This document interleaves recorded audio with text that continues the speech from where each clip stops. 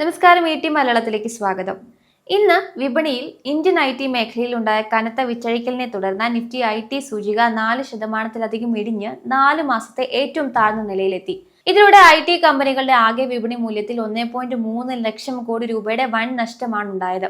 2026 തുടക്കം മുതൽ Indian IT സേവന മേഖലയിലെ പ്രമുഖ കമ്പനികളായ HCL technologies, Infosys, Wipro, LTI Mindtree, Tata consultancy services എന്നിവ കനത്ത തിരിച്ചടി നേരിടുകയാണ്. നിഫ്റ്റി IT ഇൻഡെക്സ് ഈ വർഷം ഇതുവരെ 10.5% ഇടിഞ്ഞു. കഴിഞ്ഞ 30 ദിവസത്തിനിടെ മാത്രം 10% നഷ്ടം രേഖപ്പെടുത്തിയിരിക്കുന്നു.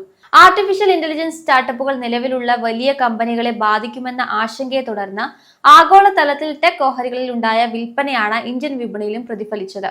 വാൾസ്ട്രീറ്റിലെ തകർച്ചയും ഇതിനാക്കം കൂട്ടി. അമേരിക്കൻ വിപണിയിൽ സെയിൽസ് ഫോഴ്സ്, സർവീസ് നൗ തുടങ്ങിയ കമ്പനികളുടെ ഓഹരികൾ വൻതോതിൽ ഇടിഞ്ഞു. ഇത് IT മേഖലയിലെ ബെയർ മാർക്കറ്റ് സാഹചര്യത്തെ സൂചിപ്പിക്കുന്നുണ്ട്. IT മേഖലയിലെ ഈ ആശങ്കകൾ അസ്ഥാനത്താണ് എന്നാണ് ഇന്ത്യൻ IT വ്യവസായ സംഘടനയായ നാസ്കോം പ്രതികരിച്ചത്. AI സാങ്കേതിക വിദ്യ IT സേവന മേഖലയെ തകർക്കുകയല്ല, മറിച്ച് അതിന്റെ പങ്കിനെ പുനർനിർവചിക്കുകയും കൂടുതൽ മെച്ചപ്പെടുത്തുകയുമാണ് ചെയ്യുക എന്ന് അവർ വ്യക്തമാക്കി.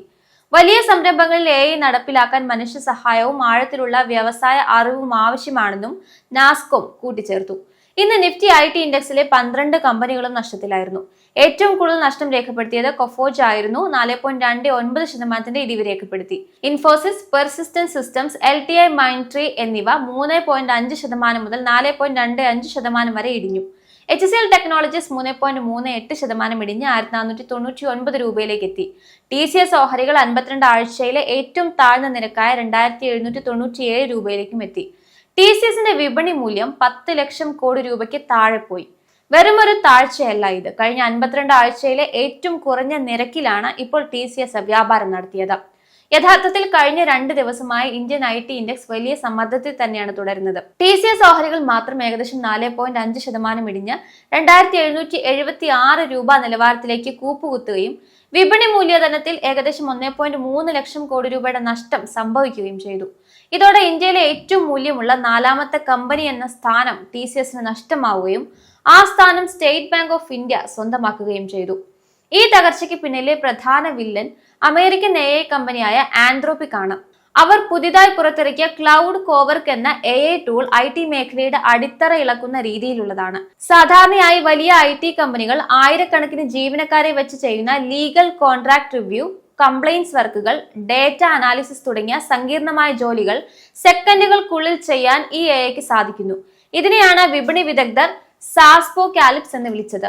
അതായത് സോഫ്റ്റ്വെയർ സേവനങ്ങൾ നൽകുന്ന കമ്പനികളെ AI പൂർണ്ണമായി മാറ്റി സ്ഥാപിക്കുമോ എന്ന പേടി നിക്ഷേപകർക്കിടയിൽ ഉണ്ടായിരിക്കുന്നു. ജെഫ്രീസിനെ പോലുള്ള ആഗോള ബ്രോക്കറേജ് സ്ഥാപനങ്ങൾ പറയുന്നത് IT കമ്പനികൾക്ക് AI ഒരു സഹായകമാകുമെന്ന ചിന്ത മാറി AI ഈ കമ്പനികളെ തന്നെ ഇല്ലാതാക്കുമെന്ന ഭയത്തിലേക്ക് കാര്യങ്ങൾ മാറിയിരിക്കുന്നു എന്നാണ്. ഇതിനോടൊപ്പം തന്നെ അമേരിക്കയിലെ പുതിയ തൊഴിൽ റിപ്പോർട്ടുകളും വിപണിക്ക് തിരിച്ചടിയായിട്ടുണ്ട്. US-ൽ തൊഴിലവസരങ്ങൾ പ്രതീക്ഷിച്ചതിലും അധികം വർദ്ധിച്ചതോടെ പലിശ നിരക്കുകൾ കുറയ്ക്കാൻ ഫെഡറൽ റിസർവ് തയ്യാറായേക്കില്ല എന്ന സൂചനയാണ് ലഭിക്കുന്നത്. പലിശ നിരക്ക് കുറഞ്ഞില്ലെങ്കിൽ അമേരിക്കൻ കമ്പനികൾ അവരുടെ IT ബജറ്റുകൾ വെട്ടിക്കുറയ്ക്കും. ഇത് TCS, ഇൻഫോസിസ് തുടങ്ങിയ കമ്പനികളുടെ വരുമാനത്തെ നേരിട്ട് ബാധിക്കുകയും ചെയ്യും. TCSന്റെ 3ാം പാദ ഫലങ്ങൾ പരിശോധിച്ചാലും ലാഭത്തിൽ 14% കുറവ് ഉണ്ടായിട്ടുണ്ട്. കഴിഞ്ഞ വർഷം ഇതേ സമയത്ത് 12,380 കോടി രൂപയായിരുന്ന ലാഭം ഇത്തവണ 10,657 കോടി രൂപയിലേക്ക് ചുരുങ്ങി. വരുമാനത്തിൽ 5% വർധനവ് ഉണ്ടായെങ്കിലും ലാഭക്ഷമത കുറഞ്ഞത് നിക്ഷേപകരെ ആശങ്കപ്പെടുത്തുന്നുണ്ട്. വരും വർഷങ്ങളിൽ IT മേഖലയുടെ വരുമാനത്തിന്റെ 9 മുതൽ 12% വരെ കുറവുണ്ടാകാൻ AI കാരണമാകുമെന്നാണ് മോത്തിലാൽ ഒസ്വാളിന്റെ റിപ്പോർട്ട് പറയുന്നത്. എന്നാൽ ഈ തളർച്ചയ്ക്കിടയിലും മറ്റൊരു നിരീക്ഷണം കൂടി നിലവിലുണ്ട്. CLSA പോലുള്ള സ്ഥാപനങ്ങൾ പറയുന്നത് AI മൂലം IT കമ്പനികൾ ഉടനെ തകരുമെന്നത് ഒരു അമിത ഭീതിയാണ് എന്നാണ്. വലിയ കമ്പനികൾ അവയുടെ പ്രവർത്തനങ്ങൾ പൂർണ്ണമായും AI-യിലേക്ക് മാറ്റാൻ വർഷങ്ങളെടുക്കും. അതിനാൽ തന്നെ ഗുണമേന്മയുള്ള ഓഹരികൾ കുറഞ്ഞ വിലയിൽ വാങ്ങാനുള്ള മികച്ച അവസരമാണിത് എന്ന് ബ്രോക്കറേജ് ചൂണ്ടിക്കാണിക്കുന്നു. എങ്കിലും IT മേഖലയിൽ ഒരു വലിയ മാറ്റം അനിവാര്യമാണെന്ന് ആന്ത്രോപിക് ഷോക്ക് നമ്മളെ ഓർമ്മിപ്പിക്കുന്നുണ്ട്.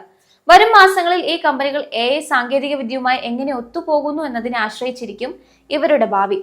നിക്ഷേപകർ അതീവ ജാഗ്രതയോടെ മാത്രം ഈ മേഖലയിൽ ഇടപെടേണ്ട സമയമാണിത്. ഇനി TCSന്റെ കാര്യം നോക്കിയാൽ ഇന്ന് 2753 എന്ന വിലയിൽ തുടർന്ന ഓഹരി സാങ്കേതികമായി ബെയറിഷ് സോണിൽ തന്നെയാണ്. ഇത് കമ്പനിയുടെ 52 ആഴ്ചയിലെ ഏറ്റവും താഴ്ന്ന നിരക്കാണ്. ഓഹരി ഇപ്പോൾ എല്ലാ പ്രധാന മൂവിംഗ് ആവറേജുകൾക്കും താഴെയാണ് വ്യാപാരം ചെയ്യുന്നത്. ഇത് സൂചിപ്പിക്കുന്നത് വിപണിയിൽ വിൽക്കാൻ താല്പര്യമുള്ളവർ വാങ്ങാൻ തയ്യാറുള്ളവരെക്കാൾ ശക്തരാണ് എന്ന് തന്നെയാണ്. റിലേറ്റീവ് സ്ട്രെങ്ത് ഇൻഡെക്സ് ഏകദേശം 31-33 നിലവാരത്തിലാണ്. ഇത് ഓവർസോൾഡ് മേഖലയ്ക്ക് അടുത്താണെങ്കിലും ഓഹരി തിരിച്ചു കയറാനുള്ള സൂചനകൾ ഇതുവരെ കാണിച്ചു തുടങ്ങിയിട്ടില്ല. MACD നെഗറ്റീവ് സോണിലാണ് തുടരുന്നത്. അതായത് വിപണിയിലെ വിൽപ്പനാ സമ്മർദ്ദം ഇപ്പോഴും അവസാനിച്ചിട്ടില്ല. ഇനിയുള്ള ദിവസങ്ങളിൽ 2750 to 2730 നിലവാരത്തിൽ പ്രധാന സപ്പോർട്ട് പ്രതീക്ഷിക്കാം. ഇവിടെ പിടിച്ചു നിൽക്കാൻ കഴിഞ്ഞില്ലെങ്കിൽ അടുത്ത വലിയ സപ്പോർട്ട് വരുന്നത് 2635 രൂപ നിലവാരത്തിലാണ്. മുകളിൽ 2880 രൂപയിൽ റെസിസ്റ്റൻസ് പ്രതീക്ഷിക്കാം. അത് കഴിഞ്ഞാൽ മേജർ റെസിസ്റ്റൻസ് 3035 രൂപയാണ്. ഈ നിലവാരത്തിന് മുകളിൽ ഓഹരി എത്തിയെങ്കിൽ മാത്രമേ വിപണിയിലെ ഈ നെഗറ്റീവ് സെന്റിമെന്റ്സ് മാറുകയുള്ളൂ. അതായത് താഴേക്ക് പതിച്ചുകൊണ്ടിരിക്കുന്ന ഒരു ഓഹരിയെ ഇപ്പോൾ ഉടൻ പിടിക്കാൻ ശ്രമിക്കുന്നത് നഷ്ടമുണ്ടാക്കിയേക്കാം. ഓഹരി ഒരു നിശ്ചിത വിലയിൽ കുറച്ച് ദിവസങ്ങളെങ്കിലും വലിയ മാറ്റമില്ലാതെ തുടർന്നാൽ മാത്രമേ അത് വാങ്ങുന്നതിനെ കുറിച്ച് ആലോചിക്കാവൂ.